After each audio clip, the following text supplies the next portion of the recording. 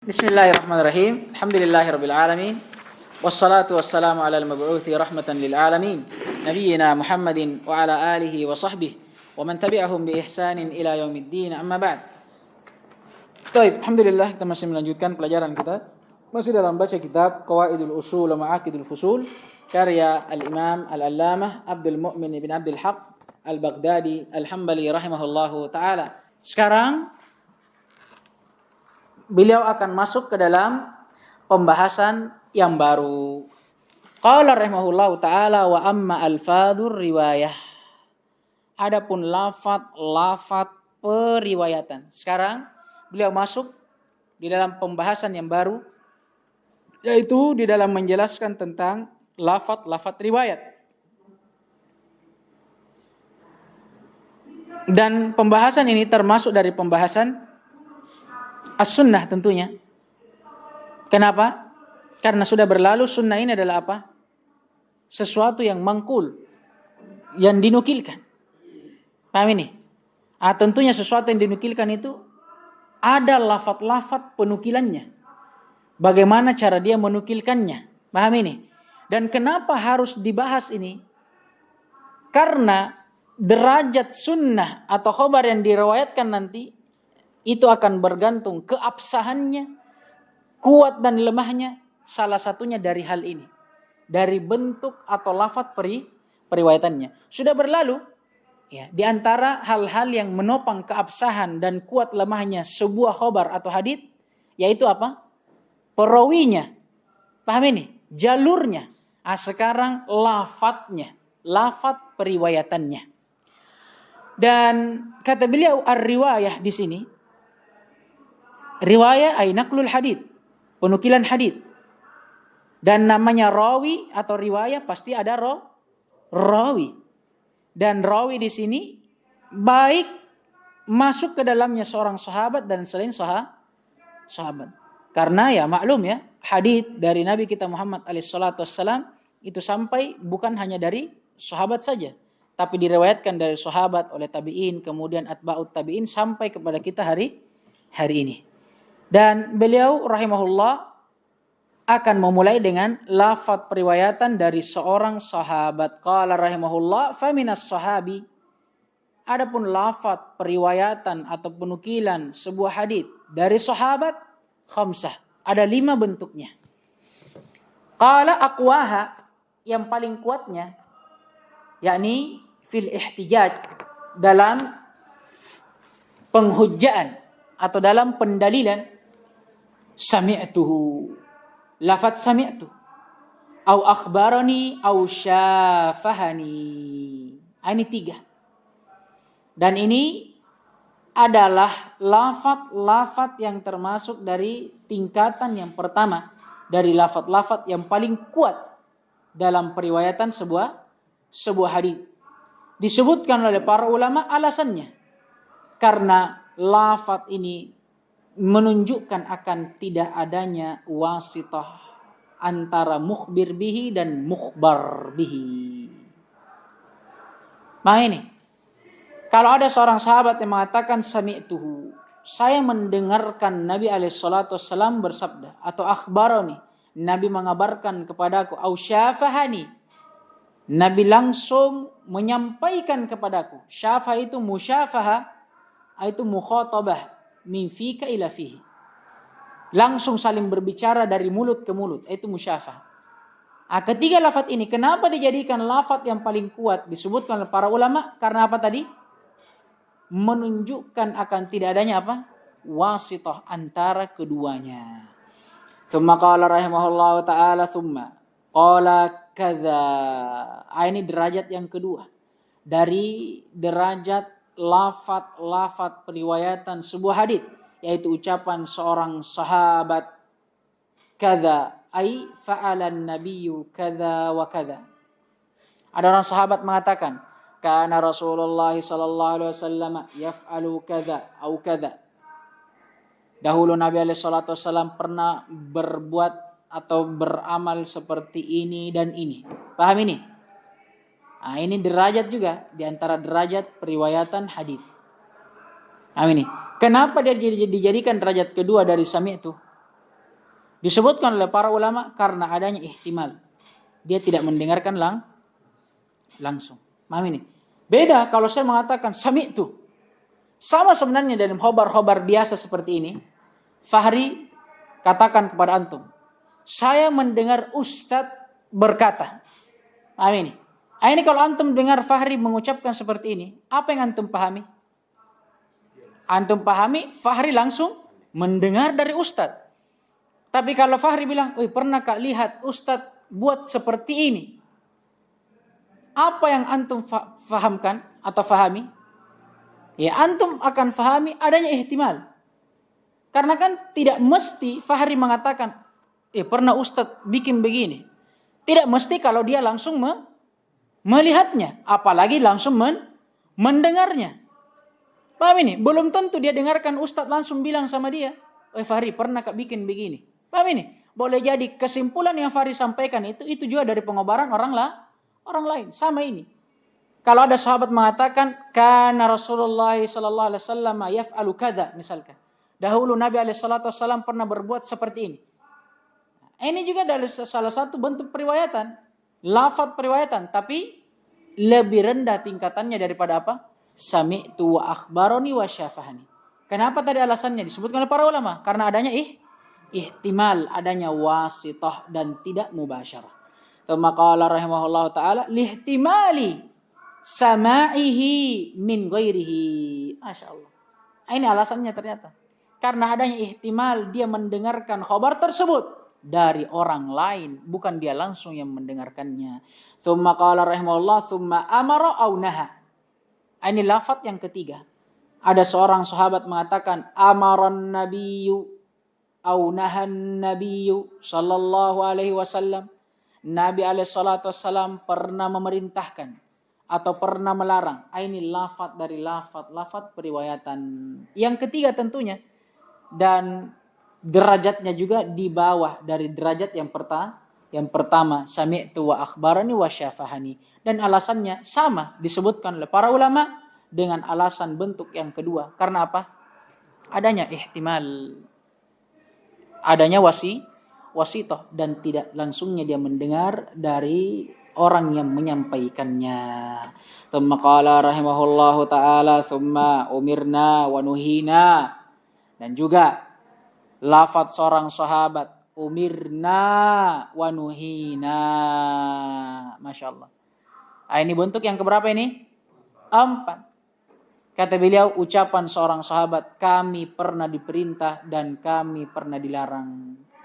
Dan derajatnya juga lebih di bawah daripada derajat 3 yang sebelumnya, apalagi yang pertama sami'tu wa akhbarani wa syafahani. Kenapa beliau sebutkan sebabnya? Li adami ta'ayyunil amir, karena tidak ditakyinnya, tidak ditentukannya dan tidak diketahuinya siapa yang memerintahkan.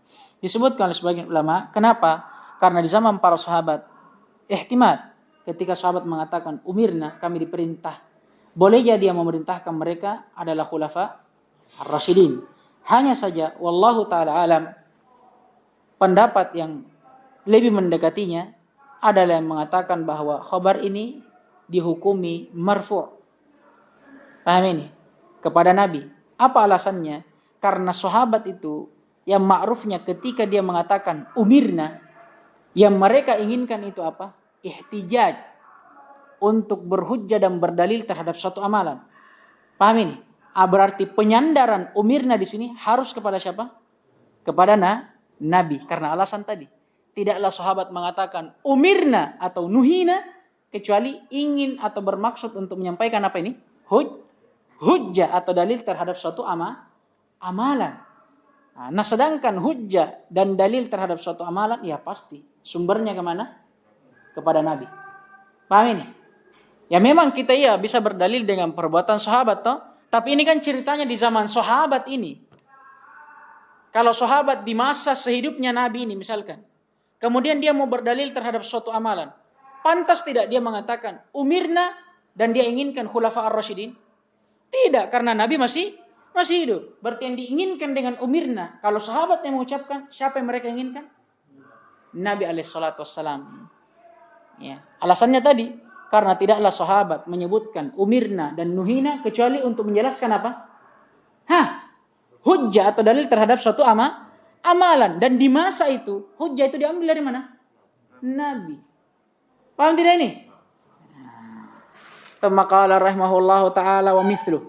Dan yang semisal dengannya. Maksudnya yang sama dengannya. Dengan yang sebelumnya. Dengan apa ini? Umirna wa nuhina. Ucapan seorang sahabat minas sunnah. Nah ini. Sama ini. Di antara bentuk periwayatan atau lafaz periwayatan hadits dari sahabat tentunya. Ucapan mereka minas sunnah. Kada wa kada. Di antara sunnah perbuatan ini dan itu. Paham ini? Derajatnya, kalau beliau dia samakan dengan derajat apa? Kata umirna dan nuhina. Alasannya sama. Karena tidak ditakyinnya kata as-sunnah di sini. Nah ini, karena tidak ditakyinnya kata as-sunnah di sini. Hanya saja kata para ulama, namanya sunnah yang masyhur, apalagi di zaman para sahabat. Sunnah yang diinginkan apa? Sunnah Nabi alaihi salatu wassalam. Walaupun kata sunnah secara umum ya thariqah, tapi yang diinginkan apalagi di masa mereka as-sunnah, berarti sunnahnya siapa? Nabi alaihi salatu wassalam. Maka para ulama menghukuminya juga marfu kepada Nabi alaihi salatu wassalam. Karena namanya sunnah, ketika dikatakan ini adalah sunnah, apa yang terbetik di pikiran kita ini? Sunnahnya siapa? Ya Nabi alaihi salatu wassalam. Maka kapan yang diinginkan sunnah selain daripada sunnah Nabi, harus dikhususkan atau dikoid dengan lafaz tertentu. Misalkan sunnatil khulafa'ir rasyidin misalkan. Ini harus dikoid. Kenapa? Karena asal peletakan sunnah yang diinginkan dengan sunnah, sunnahnya siapa? Sunnahnya Nabi alaihi salatu wassalam. Summa, kemudian, ini lafaz yang terakhir dari lafaz periwayatan seorang sahabat. Kunna naf'alu au kanu yaf'alun. Ini. Kalau ada seorang sahabat mengatakan kunna naf'al. Dahulu kami pernah berbuat atau mengamalkan ini dan itu. Atau dia mengatakan mentakbir dengan menyebutkan sahabat yang lain. Dahulu mereka para sahabat pernah berbuat ini dan itu. Ini juga termasuk dari lafaz periwayatan dari para sahabat. Dan ini derajatnya tentunya lebih rendah daripada sebelumnya. Hanya saja di sini para ulama mengatakan khabar ini tidak langsung bisa dihukumi marfu kepada Nabi. Kecuali apabila dia sandarkan ke zaman Nabi alaihi salatu wassalam.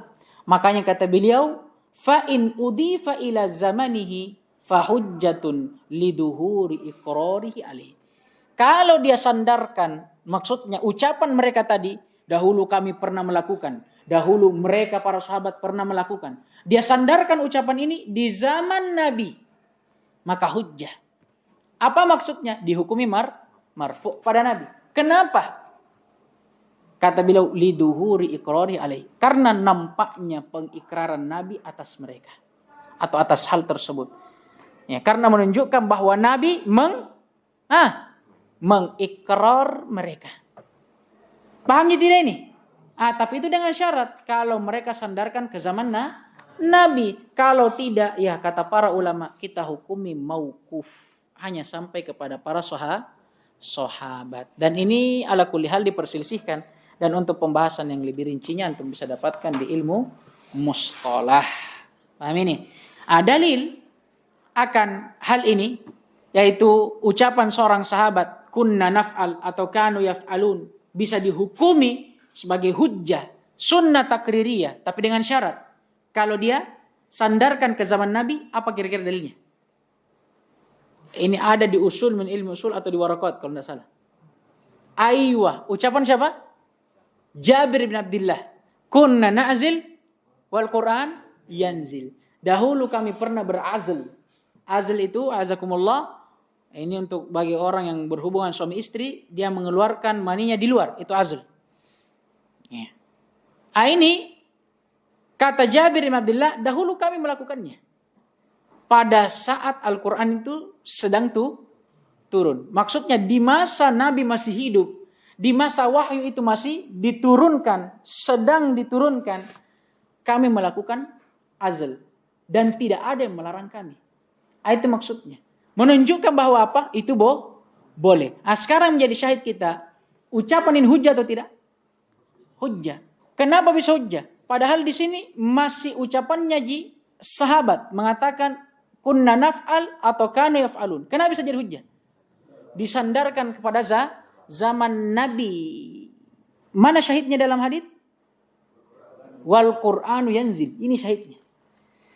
Menunjukkan bahwa perbuatan yang mereka sebutkan ini di zaman Nabi. Makanya kata beliau hujjah. Kama qala rahimahullah ta'ala wa qala Abul Khattabi kanu yaf'aluna naqlun lil ijma'. Ini masalah baru. Ucapan Abul Khattab. Mereka mengatakan ucapan seorang sahabat kanu yaf'alun, dahulu mereka pernah melakukan kada wa kada. Ini atau itu. Ini naqlun lil ijma'. Ini penukilan terhadap ijma'. Paham ini? Yang mereka beralasan ya karena ini perbuatan para sahabat. Dan perbuatan para sahabat kalau tidak ada yang menghalanginya, Nabi tidak melarangnya, itu berarti apa? Hujjah. Tapi yang masalah di sini dia bilang naqlun lil ijma'. Ijma' di sini jadi masalah.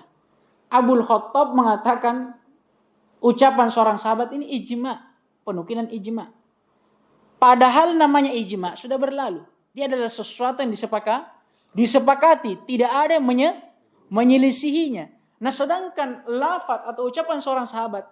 Dahulu para sahabat pernah melakukan ini dan itu. Bisa tidak kita yakini bahwa para sahabat sepakat melakukannya pada waktu itu? Tidak. Paham ini? Nah sedangkan ijma' harus kita pastikan. Dia adalah sesuatu yang disepakati, tidak ada yang menyelisihinya. Makanya para ulama berselisih pendapat dengan Abul Khattab. Kata beliau khilafan li ba'di Syafi'iyah. Berbeda dengan pendapat sebagian orang-orang Syafi'i. Paham ini? Orang-orang Syafi'i itu mengatakan karena hal yang seperti ini bukan sigoh, bukan bentuk yang menunjukkan akan apa? Akan ijma'. Paham ini? Paham ini? Iya. Dan memang yang lebih dekatnya wallahu ta'ala disebutkan oleh para ulama ini bukan naqlan lil ijma', tapi ini dihukumi marfu' saja. Ini paling maksimalnya. Nah ini, lagi pula juga sudah lewat di pembahasan kitab-kitab sebelumnya. Ada ndak ijma' di masa Nabi? Tidak ada. Yang ada itu takrir. Ijma' itu ada setelah Nabi SAW wafat. Paham ini? ثم قال رحمه الله تعالى ويقبل قوله هذا الخبر منسوخ. Ini masalahnya penyempurna dari pembahasan tentang alfadhur riwayah minas sahabi, lafaz-lafaz riwayat dari seorang sahabat. Ini masalah kata beliau dan diterima ucapan tentunya seorang sahabat kalau mereka mengucapkan khabar ini mansukh inda Abil Khattabi wa yarji'u ilaihi fi tafsirihi. Ini pendapat Abul Khattab. Ini kan, ini pendapat Abul Khattab dan beliau rujuk kepadanya di dalam tafsirnya. Maksudnya ini adalah pendapat yang beliau pegang sebagaimana dalam tafsirnya. Kenapa? Alasannya ringkas dan jelas, maklum. Karena para sahabat mereka adalah orang-orang yang menyaksikan apa? Turunnya Al-Quran. Maka orang yang paling pantas untuk kita tanyakan di antaranya tentang ayat ini mansukh, hukum ini mansukh atau tidak, siapa? Sahabat. Karena mereka yang langsung menyaksikan turunnya wahyu. Dan mereka juga yang langsung berada di sisi Nabi SAW sebagai orang yang Allah utus sebagai penjelas terhadap wahyu. Masya Allah. Thumma qala rahimahullahu ta'ala. Afwan. Saya keliru. Wa yarji'u ilaihi fi tafsirihi. Ini jumlah baru, afwan. Wa yarji'u ilaihi fi tafsirihi ayyarji'u ila sahabi fi tafsirihi. Nah, ini juga masalah. Kita wajib kembali kepada para sahabat. Ini pendapat mereka kepada tafsirnya. Maksudnya tafsir riwayat atau khobar yang dia riwayatkan. Dari siapa? Dari Nabi tentunya. Kenapa kita harus kembalikan tafsir sabda Nabi kepada mereka?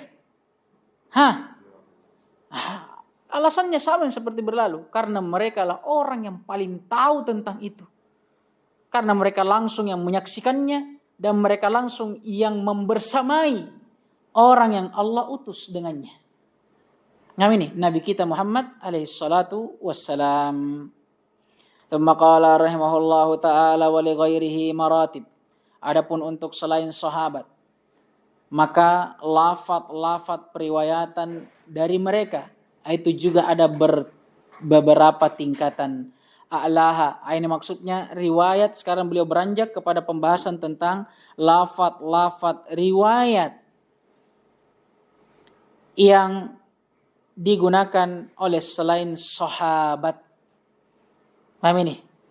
Kata beliau maratib. Dia bertingkat-tingkat juga. Dan dari setiap tingkatan itu berbeda dari sisi kekuatan dan lemahnya.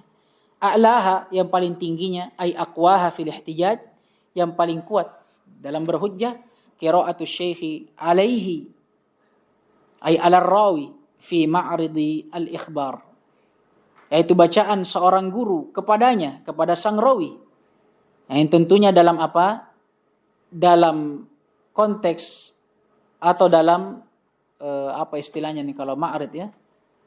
Memang dengan maksud dia ingin mengkhabarkan khabarnya. Apa yang dia riwayatkan. Ini yang paling tingginya. Fayaqulu, adapun lafadznya, seorang rawi biasanya dia menyebutkan haddatsani au akhbarani au qala ay syekh au sami'tuhu ay asy-syekh. Lafadznya biasa seorang rawi kalau dia ambil riwayat dengan bacaan syekhnya kepada dia akan mengatakan haddatsani. Ya, tentunya gurunya. Guruku menyebutkan kepadaku. Au akhbarani. Guruku mengkhabarkan kepadaku. Au qala ay syekh. Guruku berkata. Atau sami'tuhu ay sami'tu asy-syekh. Saya mendengar guruku berkata. Paham ini? Paham ini? Ini yang paling tingginya. Ya. Ini yang paling tingginya. Kenapa? Ya, karena namanya seorang murid itu ketika diimla oleh syekhnya, ini lebih dekat kepada kebenaran. Kenapa? Karena syekhnya langsung yang menyebutkannya. Berbeda derajat berikutnya karena dia yang menyebutkan kepada syekhnya. Nanti syekhnya yang membenarkannya. Paham ini? Dan juga, sekalian, perhatikan kata beliau, fi ma'rid al-ikhbar. Penyampaian seorang syekh kepada muridnya, tapi memang dengan maksud pengkhabaran. Ini mengeluarkan apa? Penyampaian seorang syekh atau bacaan seorang syekh selain daripada maksud pengkhabaran. Misalkan ada orang syekh yang membacakan riwayatnya, tapi bukan untuk mengabarkan riwayat, tapi untuk menyetor hafalan misalkan. Ini masuk tidak dalam periwayatan Anda. Paham ini? Nah, makanya kapan qiraah seorang syekh kepada murid itu bisa masuk dalam al-fadhur riwayat kalau memang dia sampaikan fi ma'ridil ikhbar. Memang dengan maksud dalam konteks penyampaian. Memang dia sampaikan dengan niat mau dia sampaikan riwayatnya kepadamu, muridnya untuk diriwayatkan kepada yang lainnya. Selain itu maka tidak masuk, wallahu taala alam. Tsumma qala rahimahullah tsumma qira'atuhu. Baik, tsumma qira'atuhu ala syekh. Ini derajat yang kedua. Kalau yang pertama tadi qira'atu syekh alaihi. Guru yang membaca kepada si rawi sebagai murid. Kalau ini si rawi yang sebagai murid, dia yang membaca kepada syekhnya. Fayaqulu syekhu na'am. Kemudian syekhnya yang membenarkan, dia katakan na'am, iya. Au yaskut, atau dia diam. Ini bentuk riwayat yang kedua, dan derajatnya tentunya lebih di bawah daripada tingkatan yang pertama. Pahami? Ini di bawah tingkatan yang pertama. Dan riwayat ini kata beliau bisa diterima kalau syekhnya mengatakan na'am. Atau dia diam. Hanya saja permasalahan yang kedua ini. Atau dia diam. Ini khilafan li ba'di dhahiriyah. Diperselisihkan. Karena sebagian orang-orang dhahiriyah ada yang tidak mengesahkan riwayat seorang perawi dengan bacaannya kepada syekhnya. Kemudian syekhnya diam. Kenapa? Ya kata mereka karena ihtimal dia diam. Kenapa? Ya, bukan karena dia benarkan. Paham ini tuh? Boleh saja dia diam bukan karena dia benarkan. Paham ini? Ya hanya saja, wallahu ta'ala alam, sebagian ulama ada yang mengatakan namanya seorang syekh itu, kalau dia sudah diam maka itu adalah takrir bagi muridnya. Dengan syarat, kalau murid ini bisa memastikan syekhnya itu diam bukan karena ghaflah, bukan karena dia lalai. Paham ini tak? Wallahu ta'ala a'lam. Taib. Nah, itulah kenapa orang-orang Dhahiriyah dia mengatakan ya harus apa? Harus gurunya bilang na'am baru bisa diterima. Ya, tapi ala kulli hal ya, pendapat ulama yang lain mengatakan cukup dia diam. Karena diamnya itu sudah dihitung ikrar. Paham ini? Dan disebutkan faedah oleh para ulama dan martabah inilah yang dinamakan dalam ilmu hadits dengan martabatul ard. Kalau yang pertama kan sama. Kalau ini ard, dia yang baca. Kalau sama, gurunya baca, dia dengar. Makanya dikatakan sama. Kalau ini ard, dia yang mengard, dia membacakan bacaannya, gurunya mendengar. Nah ini. Fayaqulu, sekarang. Bagaimana lantas seorang rawi yang membaca kepada gurunya di dalam meriwayatkan riwayat gurunya? Nah, seorang rawi kata beliau mengatakan akhbarana au haddatsana, tapi ingat dengan qaid qiraatan alaihi la biduni. Paham ini? Fi riwayah. Tidak boleh tanpa lafaz qiraatan alaihi. Itu di sebahagian riwayat. Paham ini? Baik. Dan ini perselisihan ya. Untuk lebih lanjutnya antum bisa lihat di ilmu mustalahu al-hadits. Ya kan? Ilmu mustalah al-hadits. Kenapa harus pakai qiraatan alaihi? Aywa. Untuk menghilangkan adanya tasyabuh, kemiripan dengan bentuk atau lafaz periwayatan yang pertama. Yaitu lafaz sama tadi. Karena lafaz sama apa yang dia bilang? Haddatsani au akhbarani. Sama. Akhbarana wa haddatsana. Sama. Untuk membedakan keduanya, ditambahlah lafaz qiraatan alaihi. Hanya saja ini fi riwayah. Dalam riwayat, tentunya riwayat Imam Ahmad menunjukkan akan adanya pendapat yang lain. Walaysa lahu ibdalu ihda lafdhatai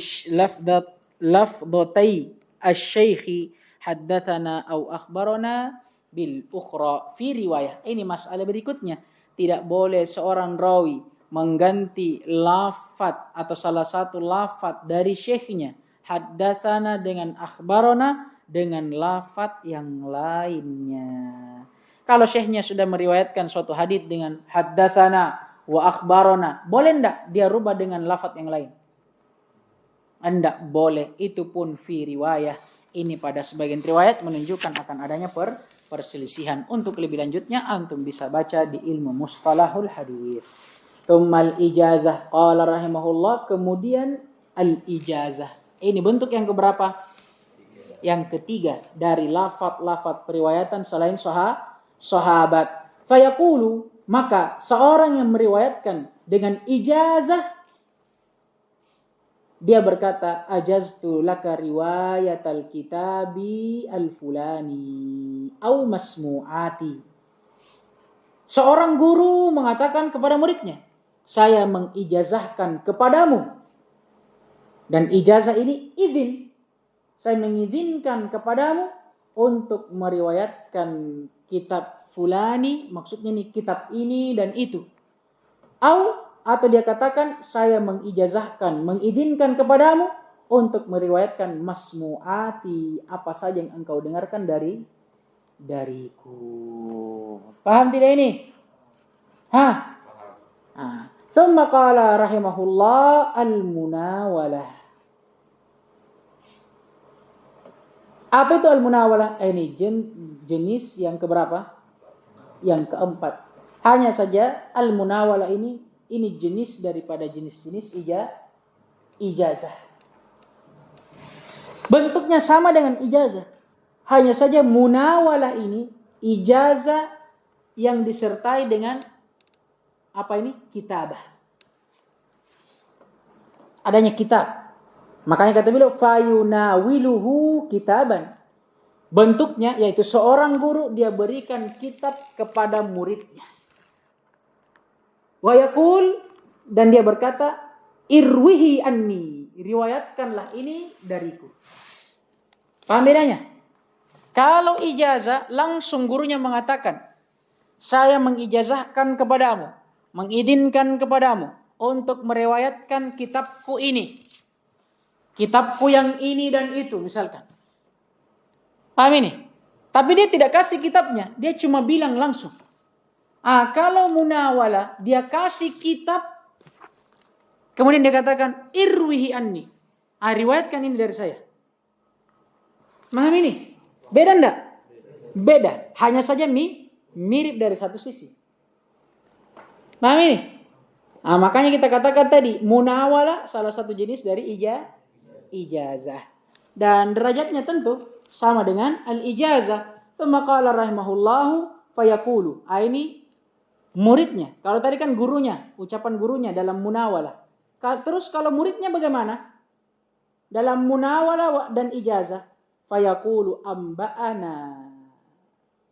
Dia mengucapkan anba'ana. Beda enggak? Beda. Tsumma qala wa in qala akhbarana. Adapun kalau ada orang yang meriwayatkan suatu hadits dengan ijazah atau munawalah, tapi dia sampaikan dengan lafaz akhbarana, fala budda min ijazatin au munawalah. Harus dengan lafaz ijazah atau munawalah.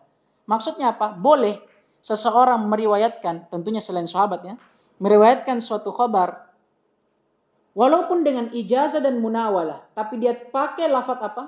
Lafaz sama dengan mengucapkan akhbarana, tapi harus dikoid dengan lafaz ijazatan atau munawalatan.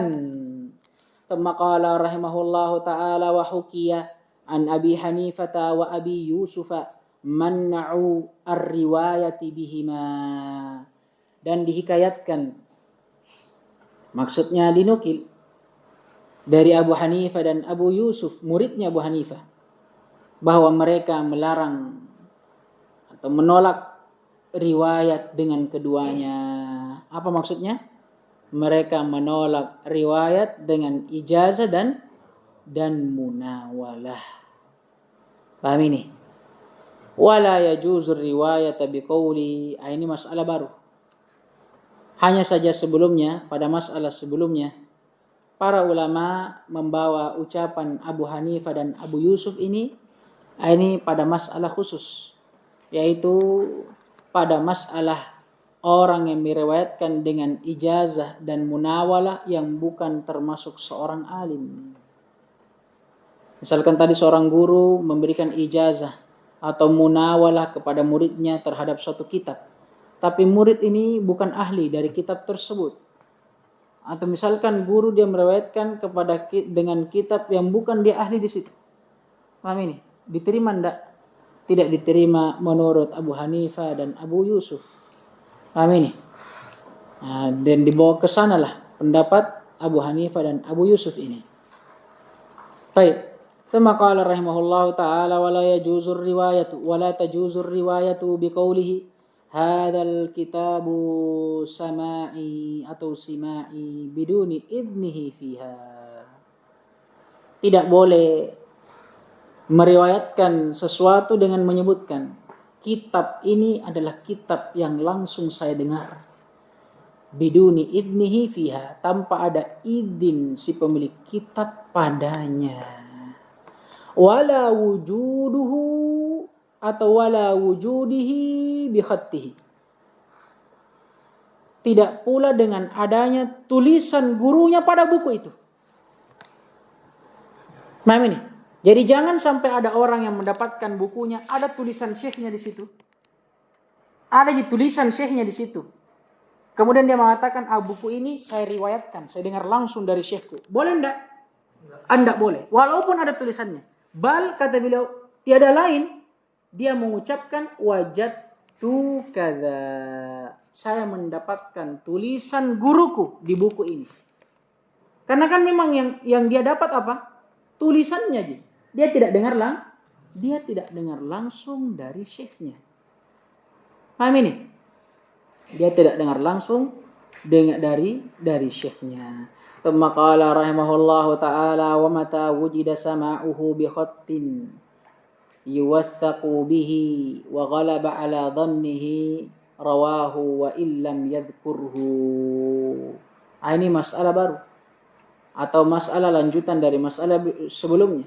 Kapan ada seorang yang mendapatkan simaknya, maksudnya ada bukti bahwa dia pernah menyimak, mendengar dari syekhnya. Dari mana? Bi khattin yuwaththaqu bihi, dengan adanya tulisan yang bisa dipercaya. Mungkin kalau bahasa sekarangnya ada sertifikatnya. Wa ghalaba ala dhannihi, dan juga dia bangun hal itu di atas sangkaan kuatnya bahwa dia pernah mendengar dari gurunya, walaupun dia lupa nih. Paham ini? Rawahu wa illam yadhkurhu, tetap dia riwayatkan. Maksudnya boleh dia riwayatkan walaupun dia tidak mengingatnya. Dengan syarat tadi apa? Harus ada tulisan hitam di atas putih, itu pun yang bisa dipercaya, yang dijadikan pegangan. Dan dia apa? Dia bangun hal itu di atas sangkaan kuatnya. Boleh dia riwayatkan. Khilafan li Abi Hanifah, ya, berbeda dengan pendapat Abu Hanifah, menunjukkan akan adanya khilaf. Baik.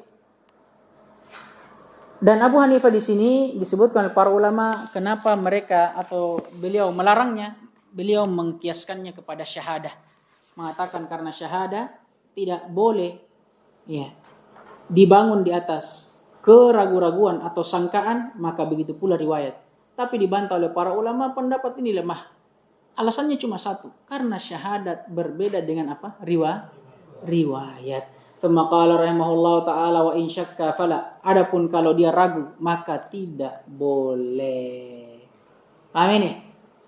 Maksudnya kalau dia ragu, dia pernah mendengar atau tidak, boleh tidak diriwayatkan? Tidak boleh. Paham ini? Wa fa in ankara syekhul haditha wa qala la adhkuruh lam yuqdah. Adapun kalau syekhnya mengatakan, dia mengingkarinya dengan mengucapkan saya tidak mengingat, maksudnya saya tidak pernah mengingat bahwa orang ini fulan bin fulan meriwayatkan dariku. Tapi bersamaan orang ini pertama dia punya apa?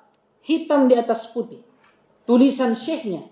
Paham ini? Yang mu'tamad, bisa dijadikan sandaran. Dan dia juga membangun hal itu di atas ghalabatudz dzannya. Walaupun syekhnya mengingkarinya, kata beliau lam yuqdah.